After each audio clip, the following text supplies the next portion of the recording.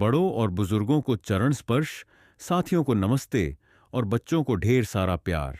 आइए शुरू करते हैं एक और प्यारी कहानी। कहानी का शीर्षक चोर बना महात्मा। एक बार की बात है, एक चोर था जिसका नाम राघव था।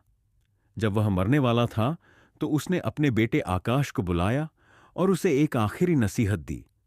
बेटा, अगर कभी तुझे चोरी करनी हो तो किसी गुरुद्वारे, धर्मशाला या किसी धार्मिक स्थान पर मत जाना। इन जगहों से दूर रहना।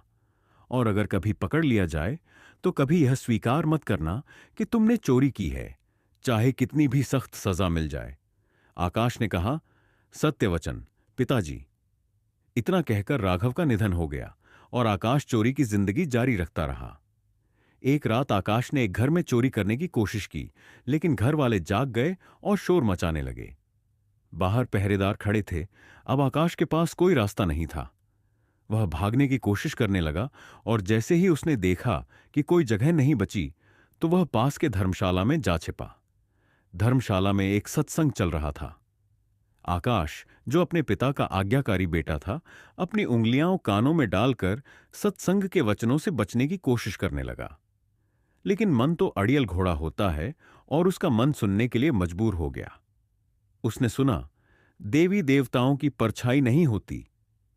आकाश ने सोचा, यह मेरी समस्या नहीं है, परछाई हो या ना हो, इससे मुझे क्या फर्क पड़ता है।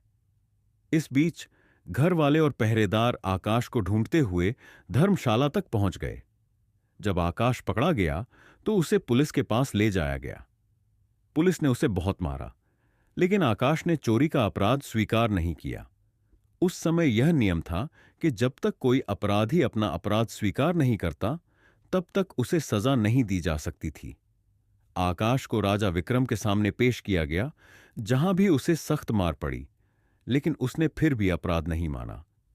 राजा को यह पता था कि आकाश देवी का भक्त है, इसलिए उसने एक ठगिनी को बुलाया जो देवी का रूप धर सकती थी। ठगिनी ने देवी का रूप लिया, चारों हाथों में मशालें जलाईं और एक नकली शेर की सवारी की। वह पुलिस के साथ मिली हुई थी और जब वह धर्मशाला में आई तो दरवाजे अपने आप खुल गए। आकाश ने सोचा कि देवी आई हैं और उसे लगा कि अब वह अपनी बात कहेगा। लेकिन जैसे ही उसकी नजर देवी की परछाई पर पड़ी, उसे याद आया कि देवी देवताओं की परछाई नहीं होती। तुरंत आकाश ने समझ लिया कि यह देवी नहीं, बल्कि कोई धोखा देने वाला व्यक्ति है। उसने कहा, मां, मैंने चोरी नहीं की। अगर मैंने चोरी की होती तो क्या आपको पता नहीं होता? पहरेदार और ठगनी ने उसकी बात सुनी और यकीन कर लिया कि आकाश निर्दोष था। अगले दिन उन्होंने राजा विक्रम को बताया कि आकाश चोर नहीं है और राजा ने उसे आजाद कर दिया। आकाश अब सोचने लगा, सत्संग का एक वचन याद करके मैं जेल से बाहर आया हूं।